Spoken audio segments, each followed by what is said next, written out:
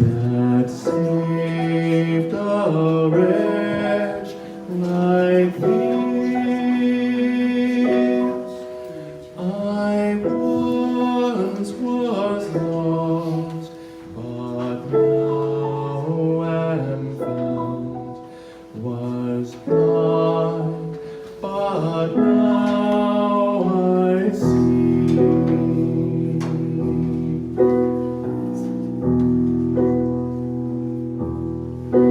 When we've been dead 10,000 years, bright shining as the sun,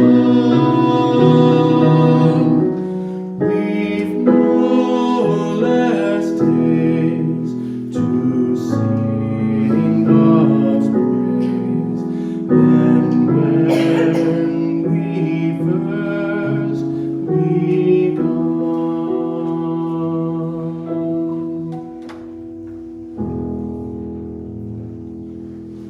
Welcome, everybody. We have come together this morning within the strengthening fellowship of friends and family to celebrate the life of Robert Clark Bob Habkirk, to share our memories and our grief with one another, to reaffirm our faith in God's unfailing goodness, and to hear again God's promise of resurrection, and to commend Bob to God's everlasting care. So on behalf of Peggy and Joey and all of Bob's large, loving family, I would like to thank you for attending today to show your respect and your love for this wonderful man. Bob's death has left a huge hole in his community and in his family. But all of you who have gathered today, all of you have touched the lives of Bob and his family, and therefore they wish to express to you their heartfelt thanks. For today we gather to share our grief and our tears, but also to share some smiles and chuckles as we remember and celebrate Bob. We all must agree that no matter how much time we took today, a life and a spirit that carried Bob throughout his abundant life can't be captured or condensed. Therefore, in this service, we'll share some thoughts and some memories as we honor and celebrate Bob. Then the family will proceed alone to a brief interment service. But the rest of you are invited to a reception at St. Paul's United Church, just through the parking lot. And the family will join you there as soon as we are done. But now, as we begin our celebration of Bob's life, let us hear once more the familiar passage from Matthew 25. Then the king will say to those at his right hand, "Come, you that are blessed by my Father, inherit the kingdom prepared for you from the foundation of the world. For I was hungry, and you gave me food. I was thirsty, and you gave me something to drink. I was a stranger, and you welcomed me. I was naked, and you gave me clothing. I was sick, and you took care of me. I was in prison, and you visited me." Then the righteous will answer him, "Lord, when was it that we saw you hungry and gave you food, or thirsty and gave you something to drink? And when was it that we saw you a stranger and welcomed you, or naked and gave you clothing? And when was it that we saw you sick or in prison and visited you?" And the king will answer them, "Truly I tell you, just as you did it for one of the least of these who are members of my family, you did it to me." Well, our dear Bob lived a life that embodied this scripture. Whether from his early childhood years to his final days, Bob was always there helping. Helping not only those who were near and dear to him, but also strangers. His dear mother, Sadie, used to say, "Family takes care of family." Well, Bob had an expansive understanding of who was his family. And Bob was known for making sure all those important relationships in his life lasted. Now, of course, we know that his first family was the Habkirk clan he was born into. William and Sadie Habkirk were blessed with 5 children. Mind you, they took their time with these blessings, for the children were spread over quite a time span. George, Betty, and Bob were all born in quick succession, but it was 8 years after Bob that Mary was born, and then another 7 years after that Peggy came along. Despite these age gaps, the family were close. Perhaps it was the dedication to the family business, Habkirk Stables. Whatever it was, the bonds between Bob and Peggy and all of his family lasted. So here now to share her thoughts is baby sister Peggy.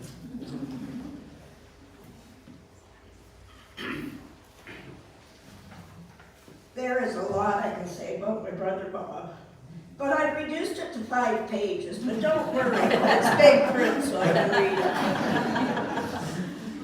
it. Okay, he was protective, loving, funny, kind and compassionate, opinionated and competitive, and yes, he could be scrappy in his younger days.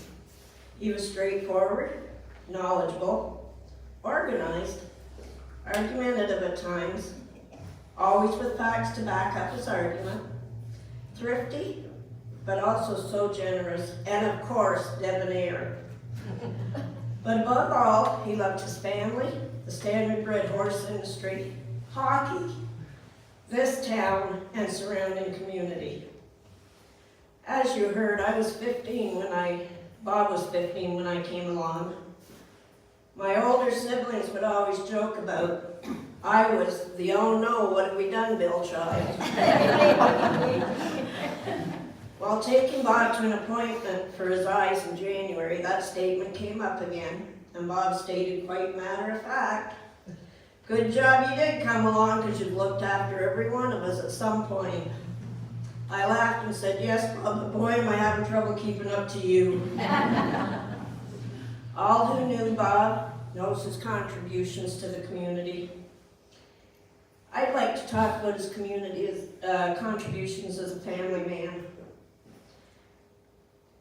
Growing up, the older 4 all worked closely with Mom and Dad and trained horses.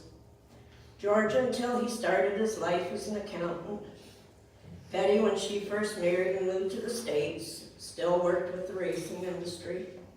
Then while working for Kodak, she became an owner of a very successful racehorse of her own, but always overseeing the training. And Mary always worked and trained the horses that she loved, often working alongside Bob and Dad at the track. Me, I was allergic, so I didn't have to do so much. But I still had chores to do. I was 2 years old when our brother George died. So obviously I don't have much memory of him. But Bob always made a point to tell me stories. So I'd have knowledge of him and to keep his memory alive. When Dad got hurt and could not race, either by broken ribs, broken back, you name it, Dad had it broken, Bob stepped in and did all the racing, while Mom did all the training, all while working at Ford and raising a family of his own. He became leading driver at many racetracks in Ontario, which a lot of people did not realize that went through here in the last 2 days. But like most horsemen, that love for the industry stayed with him in his blood.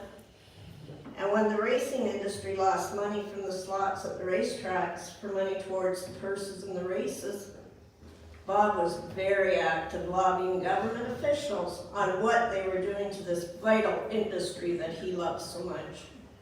He even started a Facebook page dedicated to this cause. He still loved to go to the track and would drag me whenever I could go. He didn't like the way I bet on the horses because I didn't read the program. I went by what they looked like and their name. And he would say, your mother's ashamed of you. But you could mostly find Bob at Jackpot Bingo in St. Thomas, watching the races, with his friends and discussing things. And of course, there would always be a slot or two involved. I cannot count the number of times Bob would be by my side as a youngster during an asthma attack at the hospital or at Dr. Beveridge's office till all hours of the night, till Mom and Dad got there after racing. Growing up, there was always music in our house, Mom singing, and Bob playing his guitar and singing, and of course, dancing. This is something our sister Betty carried on to her home, and as my children will contest, to our house as well. Even when being at Bob's house while putting groceries away, he would always say, "Alexa, play Johnny Cash," and we would start. While looking for the pictures, I realized all the pictures of just Bob and I alone were dancing. Same pose, different clothes, but we're always dancing. It was always a great time when Betty would come home. I could sit for hours and listen to Bob and Betty reminisce about living in Lucknow, visiting our aunt and uncle in Kincardine, which always resulted in, "Peggy, you remember that picture on the wall? Peggy, you remember that parlor where our relatives would lay when they passed away?" The answer was always no, Bob. Bob would get so annoyed he'd try to describe something in the house just to jog my memory. I would always state, "What year was this?" Reply was always early 50s. Bob, I wasn't born yet. And he became an Alzheimer's ambassador.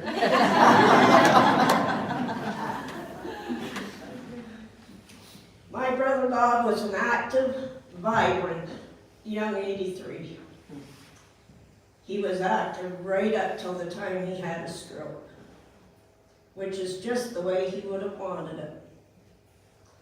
The doctor in ICU stated, "It is a real testament to the kind of man Bob was by the loved ones that were there for him, and I am so comforted by how we supported each other." Bob has left a huge hole in this family community, and for all who knew him. But I am so thankful for all the lessons he taught me and the knowledge he shared. I have realized during his brief illness that I will never truly know the amount of lives he has touched. I cannot say the amount of times I have been with Bob where he has bought a meal for a homeless person, handed out gift certificates for a meal at A&W or Wendy's, but he always made them feel important. In closing, I would just like to say, Bob would be saying to us right now, get on with it, carry on, but carry on with kindness and compassion for each other and for those less fortunate.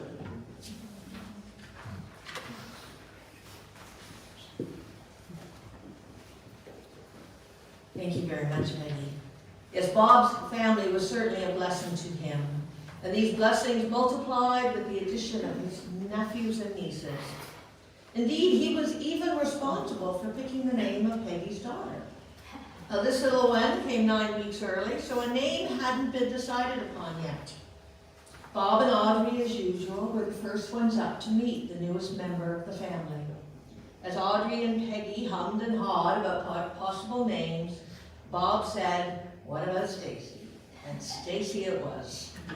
This was the beginning of a very close relationship between uncle and niece, she being his tech support if he had computer problems. And even recently, up until recently, they would go for lunch together, wherever Bob had a coupon for. Yes, Bob was always there for family, giving them whatever help he could. Take the time when nephew Bradley moved out into his own place. Uncle Bob was quick to donate dishes, pots, and pans. And of course, it wasn't just relatives who were family. There were many people whose lives Bob touched over the years. As the family traveled around a great deal with the horse racing, Bob did his schooling both here and in Montreal. Apparently, as a young man, he worked as a bouncer in a bar there. A bar that some of the Montreal Canadians like to frequent. And of course, Bob being Bob, they became friends. After returning to this area, Bob began working at the Ford plant in Talbotville, as we heard, but at the same time, his commitment to Habkirk stables continued. But of course, horse racing wasn't the only sport that Bob loved.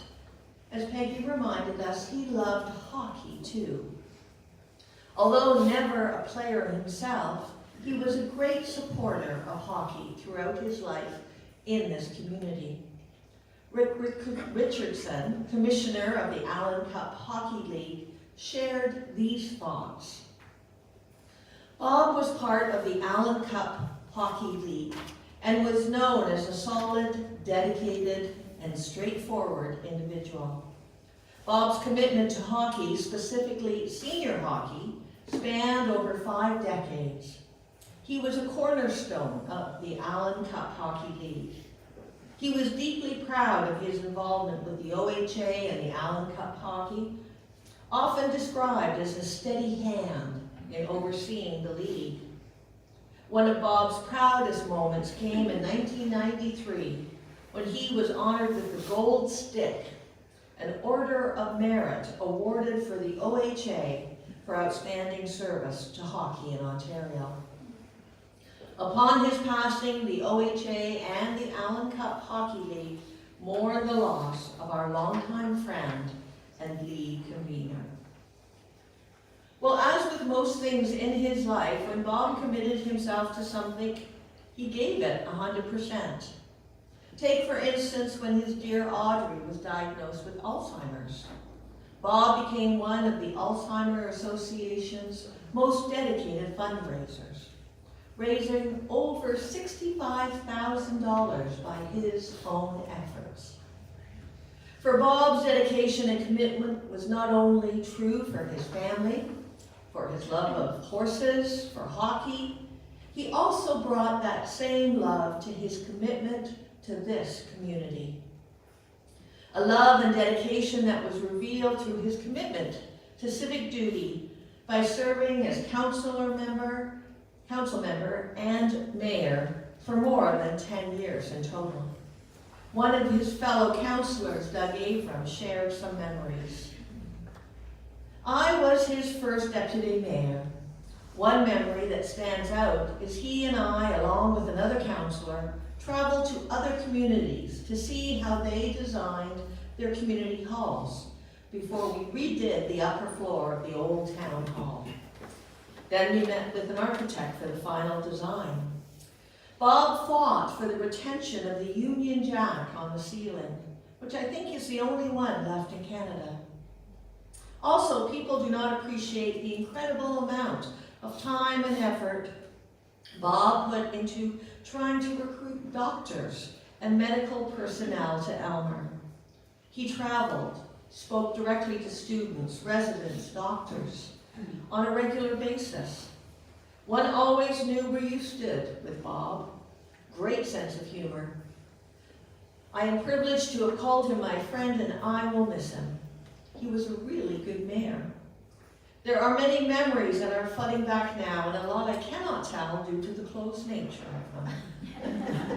But they all had at their core our commitment as a council, led by Bob, to integrity and honesty, working for the best interests of our community.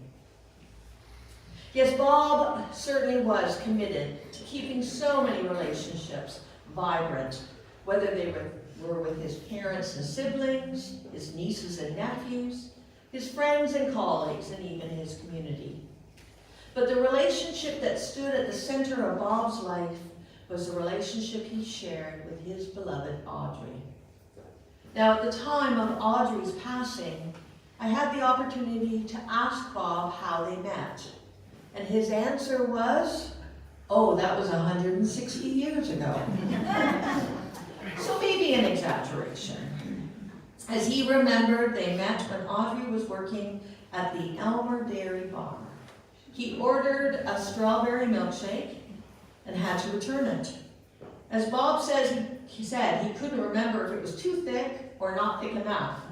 But in any event, that was the beginning of a wonderful relationship that lasted 160 years apparently. Or well, at least 55 blessed years together. And the love they shared was multiplied by the addition of Audie's daughters, Sherry, Sharon, Shelley, and Joby. Joby has asked me to share her thoughts today. Bob has been my dad since I was 4. He was the best dad and grandpa anyone could ask for.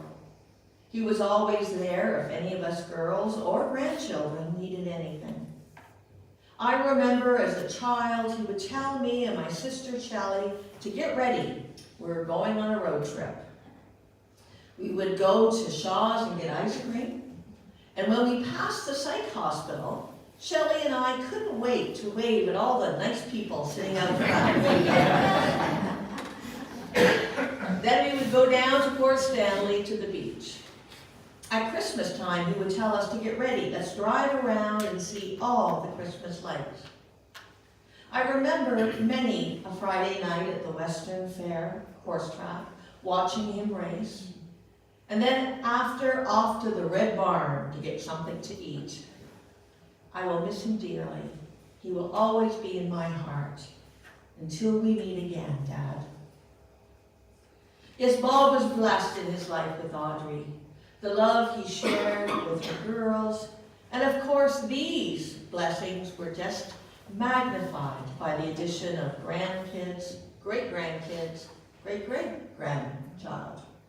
So here to share her thoughts is Bob's granddaughter, Heather.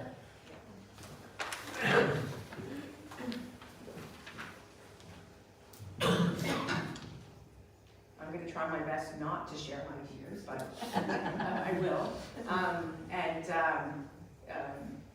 You've stole some of my great lines, so I'm going to try. Sorry. Okay, so.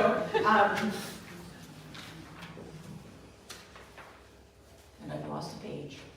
Oh, did you leave it in the car?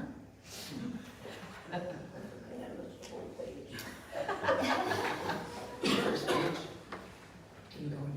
Sorry, guys. I think you left it in the car. Do you want me to? I thought you wanted if I could say that. Yeah, you want, sorry. We're flexible, it's all good. Because I do have some thoughts to share from some of the other grandchildren. Yes. To share their memories. While Heather gets her act together.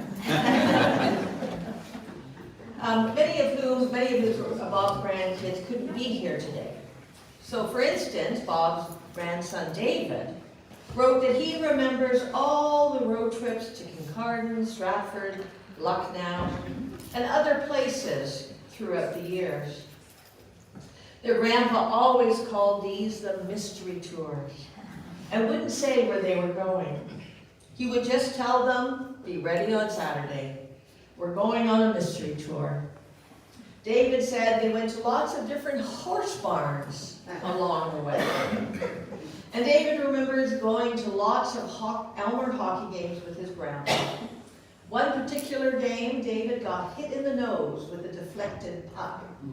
His grandpa told him, how many times have I told you to pay attention and keep your eye on the puck? David ended by saying, I love you, Grandpa, and I will miss you. Bob's granddaughter, Lindsay, who now lives in Sweden, also remembered those mystery tours. But as she was younger, she didn't remember all the names of the places they went to. But she was always ready for the adventure. She remembered watching wrestling with her grandpa all the time. She said, I don't think it was what Grandpa wanted to watch, but we did anyways. I will miss you so much, Grandpa. Love you. Heather, part 2. Sorry. It's funny because we were talking about the mystery tours, and for some reason, I don't remember the mystery tours. And I go, you're my first page, so it makes sense. Today, we gather, not because my grandfather wanted a service, but yeah, I've served on that. Okay, so if he had his way, he would have been tossed in a garbage bag and sent out to the curb with this week's compost. But we're here because we needed it. God, this is bad. We needed a moment to honor him. And he was a man whose life refused to be taken out of the trash. A man who could not slip quietly out of this world, not a chance. He lived a life full of grit, humor, and purpose. As you've heard, he trained and drove horses with the kind of patience most of us could barely muster for humans. Horses trusted him, they listened to him, which was impressive, considering horses are essentially 1,000-pound toddlers who can't be brought upstairs. But Bob understood them. He knew how to guide them with force, how to listen to them without saying a word, and how to earn respect instead of demanding it. That was one of his gifts, and to be honest, it worked on people just as well. I didn't know much about my grandfather, obviously, when he drove horses, so I tried to do some deep diving onto the internet, and came upon one story that essentially one of the prize horses in the Habkirk stables was Camper. I had the honor to meet Camper's parents, in quotations, last night, their owners. And this is one of the races that Peggy spoke about, where he stepped in where his father was injured. He was working at the Ford plant. But he stepped in when needed, he showed up. And he won. He won that race. And that's the kind of man he was. We heard about the dairy barn story and how they met. I can imagine, in my mind, when he returned that shake, my grandma probably just gave him half. Probably didn't give him a new shake. And I think, secretly, I think that was their love. Equal parts devotion and equal parts fireworks.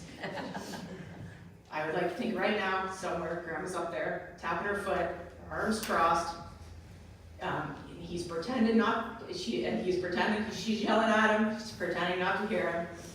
And when I first heard about his passing, it was twofold. It was in the middle of the gold medal hockey game. And my thought is my grandfather just couldn't live to see those Americans win that gold medal.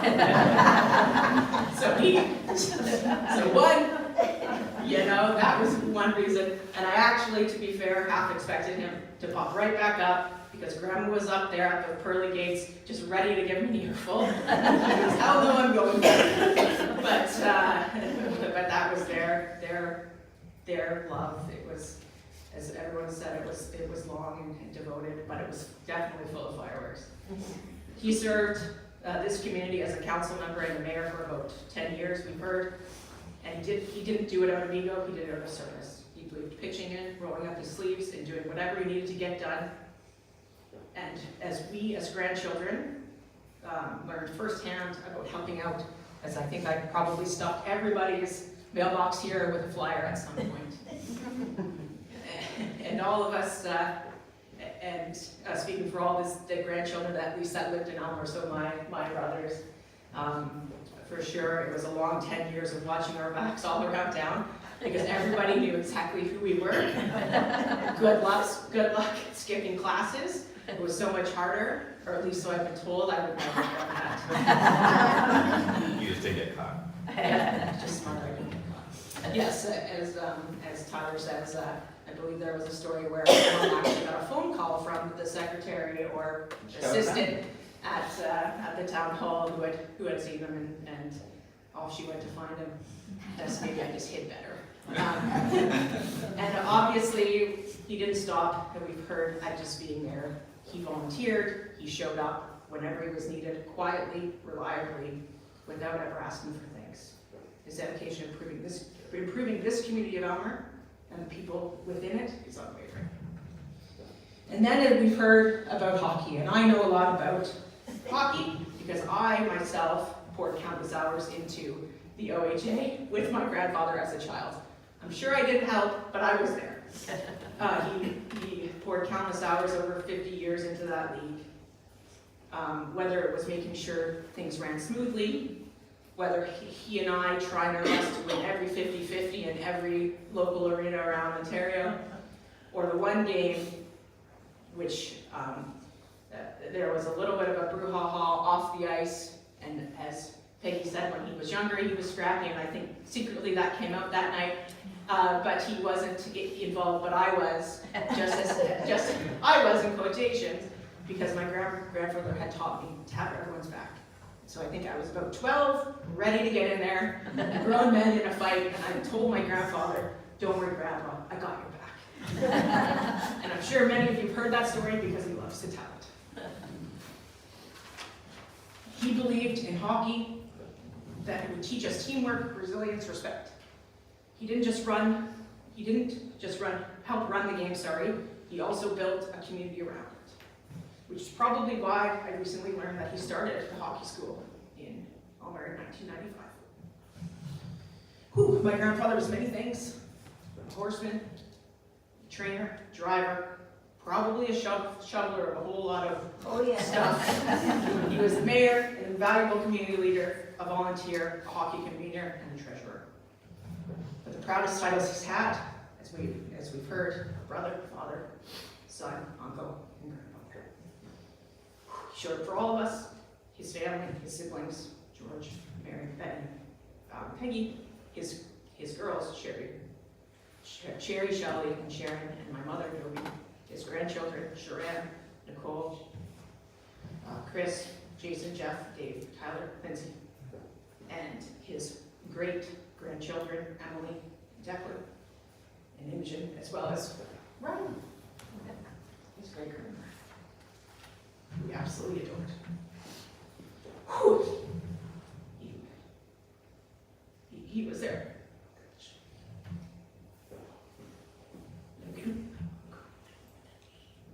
He was there at every competition, every hockey game, every baseball game.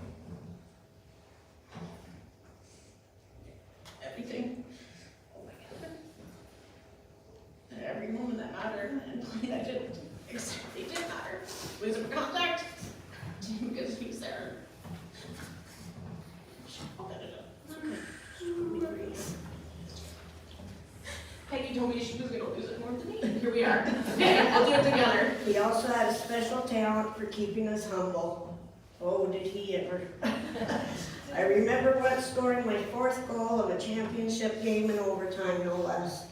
And while everyone else was celebrating, he looked me straight in the eye and calmly reminded me about the goal I should have scored in regulation. That was Grandpa, always pushing, always believing, always supportive, and full of pride.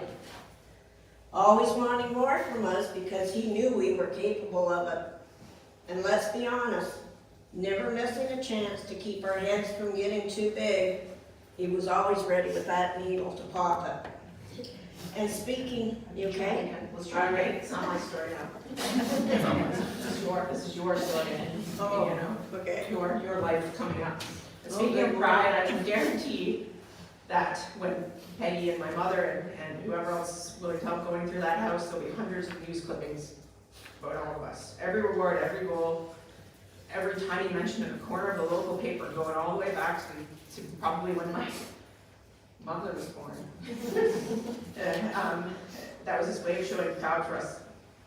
How proud he was us quietly, privately, without fuss, and maybe just a touch of borderline hoarding. Bob leaves a legacy, strength, service, honor, stubborn determination, and love that showed up in all actions more than words.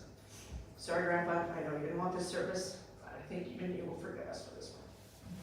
So today, here we go. I can finally finish it out.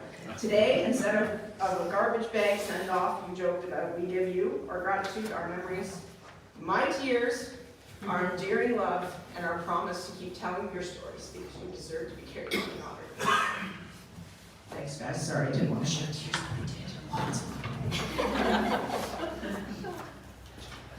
Thank you. The one more story to share is one that Tyler contributed. He said, Grandpa always had his shoulder ready to put my face in during the scary movies like Jaws. He also remembers the random road trips. And he spent a lot of time with his grandma and grandpa when he was little, even throwing a jawbreaker at a window and breaking it because his mom said he couldn't go home with them. Tell me what to do. Tyler remembers Grandpa at some point during Christmas would have a bow stuck on his forehead. And when they got older, they always got socks and a jar of peanuts. He also said he would play mayor at the town hall while Grandpa worked. I love you and I will miss you, Grandpa. Because Bob was so blessed to have enjoyed relationships with so many generations. So here now to share her thoughts is Emily, Bob's great-grandma. Good luck. All right, so I didn't put mine on paper because So you don't I'm not super. So Scott didn't leave in the car. No, I don't have that issue. I've never done this, so I'm not a speaker. Grandpa was a speaker. I don't even know if I can start it. Bob Habkirk. That's how most know him. But there were some of us lucky enough to know him as grandpa, uncle, great-grandpa, brother.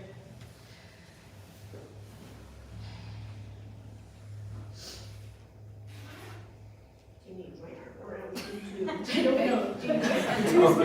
I thought it was going to be eye contact that was going to be the issue here, but it's just me. We should have read each other's. At least my contact's not going to fall. Yes. He had a family that he was proud to have. He came into my great-grandma's life and without hesitation helped her raise four wonderful, wonderful women. Sherry, Sharon, and Shelley, and Joey. He was unbelievably proud of his four daughters. Watching them grow and build their own families gave him so much joy and happiness. You could tell just by watching him watch his family that he was saying to himself, I am the luckiest one here. I remember car rides with Grandma and Grandpa. Most where Grandpa was trying to convince me that brown cows made chocolate milk. And Grandma saying to him, Bob, why would you go and tell her something like that? Knock it off. But Grandpa would already be trying to convince me that pink cows made strawberry milk. While laughing. My grandpa cared about my grandma deeply. He was always there for her through the easy and the hard times. He took pride in his grandchildren. He was our biggest fan. He was there for everything from baseball to hockey to school events and ceremonies. He was there holding a sign saying I'm their #1 fan, even though he wouldn't even be holding a sign. He just gave off that energy. If he couldn't make it, you bet he had the newspaper cutouts or someone videoing or taking pictures. He was a proud uncle.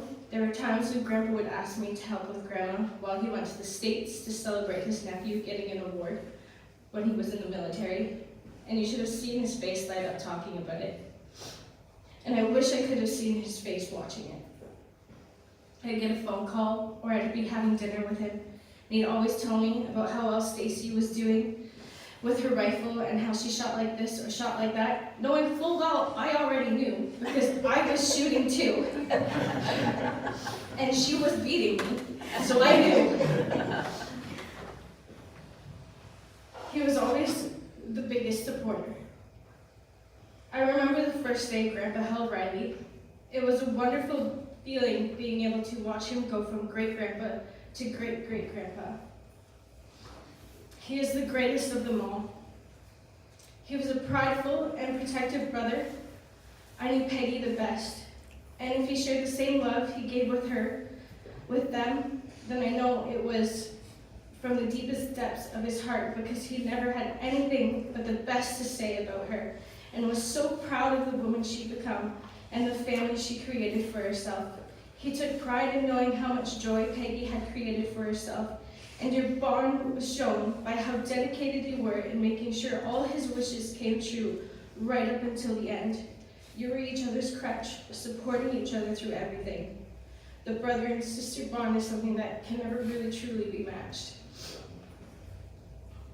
I will miss the stories that he would tell, like how he taught my mom how to ride a tricycle and taught her how to drive, even though she didn't end up getting her license. Grandpa was the mystery tour man, and clearly took us to all the same places. Because I also went to Lucknow and Goldbridge and King Carden, and he made it a point to make sure that he went and showed us every single town hall. Because, as you know, he was the mayor, and that was the places to be when we went, because he either had something he had to do there, I don't know, but probably he was dedicated to his work so much. And it wasn't just simply an outing that he would have taking us on these tours. He was also teaching us about the places and the history that made it what it is. But he always made sure we stopped for ice cream before the adventure came to an end, and he had to try the butterscotch flavor at every new place we could. He loved his town and dedicated many years to it. I remember having coffee at KFC with Grandma and her sisters, and running over to the town hall because I would get bored and want to go and be let in so I could run around and find him if he wasn't in a meeting. Sometimes he would let me sit in his big chair before the day came to an end and he took me home. He was the reason I watched hockey, and he's the reason I still get aggressively into it when a game is on, even though I have no idea how to play hockey.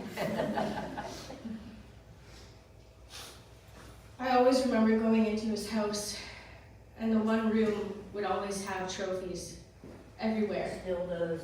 And it would be from within the Allen Cup, or hockey leagues, or the OHAs. He always had them bring them to wherever he needed to go for the next. Sorry. He took pride in it. And he also took pride in doing charity with the Alzheimer's Society. When my grandma was diagnosed with it, he did so much work that he was unbelievably proud of it. And he was so unbelievably proud of all of us. And I hope that he knew how darn proud we were of him and all the work that he's done, and the way he looked out for us and supported us. And I just hope that he knows how proud we were to have been able to call him our family.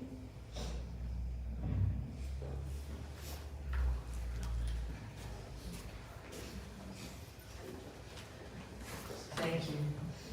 Yes, this is the Bob you knew, the Bob you loved.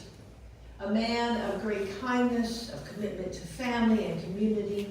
A man who had an expansive understanding of family and did for them all. So I'm going to invite you all to take a moment and to consider and remember the beautiful relationship each and every one of you had with Bob as Evan sings, "What a Friend We Have in Jesus." Now this was a song that Bob played on the guitar as it was a favorite of his beloved mother.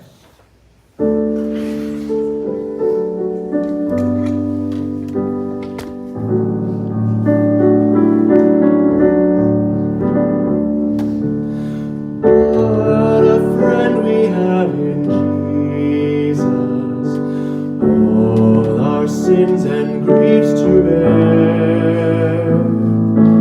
What a privilege to carry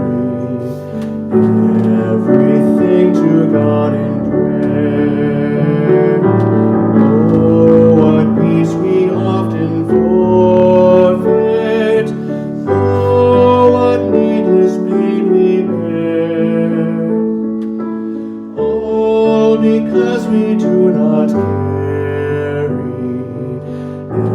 everything to God in prayer. Have we trials and temptations? Is there trouble anywhere?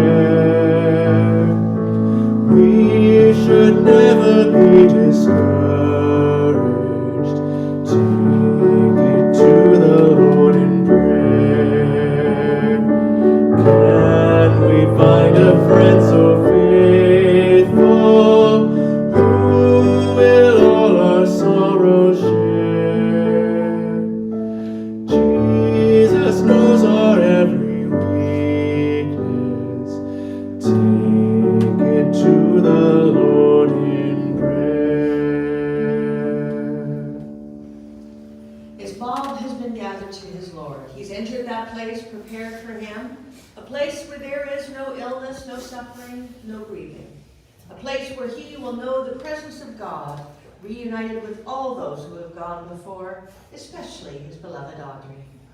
For they are all together in that place where all can find peace and comfort in the eternal glow of God's grace. Bob is in a place of love, and it is you, not he, who bears the burden of grief. You must heal your brokenness and continue to live. But that is difficult, and at times such as these, we need reminders to not let death defeat us. You who are here today or who are listening to the video later, share in that sense of loss, that sense of pain, and that sense of being somehow less by the loss of his presence, his laughter, and his love. These are all natural emotions when faced with such a loss. But to start to heal those wounds, it is important to realize that though you may now feel somewhat less by Bob's loss, you are in fact so much greater for having had his steadfast support and his love in your lives. And as you live your lives, you will hear echoes of his spirit in unexpected places. Perhaps as you cheer on your local sports team or enjoy watching some national teams on TV. Perhaps as you listen to some Johnny Cash or dance to it. Perhaps as you watch a horse tearing down the track, or perhaps when you simply spend time with those near and dear to you. For Bob's love is still with us. Such a love and such a spirit of joy can never be defeated by death. That spirit which brought joy and laughter to those who knew Bob, that spirit which guided him throughout his abundant life, can be ours too if we, like he, simply embrace it. God gave all who knew him. Not that one. Bob gave all who knew him a wonderful gift, for he taught us how to live in kindness and generosity, in commitment to family and community, and most of all, love. That is the legacy that Bob has left his family, which he has left us all. So for such a legacy, for such a life lived in joy and love, let us bow together and give thanks to that gracious, loving God for sharing Bob with us. Let us pray. Dear God of grace and glory, we gather together to remember your servant Bob. We thank you for giving him to us, as father, as grandfather, as brother, as friend. To know and to love as a companion on this earthly journey. For our lives have been enriched by his, our world made brighter by his presence. But now with his loss, our lives feel emptier and our world seems darker. As we gather today and as we continue to meet in the days ahead, let us find solace in our fellowship. Comfort we who mourn. Console us in your boundless compassion, that today together we may begin the grieving process. Let us feel no shame in tears, nor guilt in laughter, as we reminisce and remember. And open our hearts to one another, so that the bonds of love that tied us to Bob will now be strengthened and unite us all. And now let us unite our voices in that love, as we repeat together the prayer you taught us, saying, Our Father, who art in heaven, hallowed be thy name. Thy kingdom come, thy will be done on earth as it is in heaven. Give us this day our daily bread, and forgive us our trespasses, as we forgive those who trespass against us. And lead us not into temptation, but deliver us from evil. For thine is the kingdom, the power, and the glory, forever and ever. Amen. Friends, please stand as you are able. I just want to remind everyone that the family alone will be going to the cemetery, but please, if you would all go to St. Paul's United Church, just through the parking lot, and we will return there as soon as we can. And when you're there, you can take as much time as you want, honoring and celebrating Bob.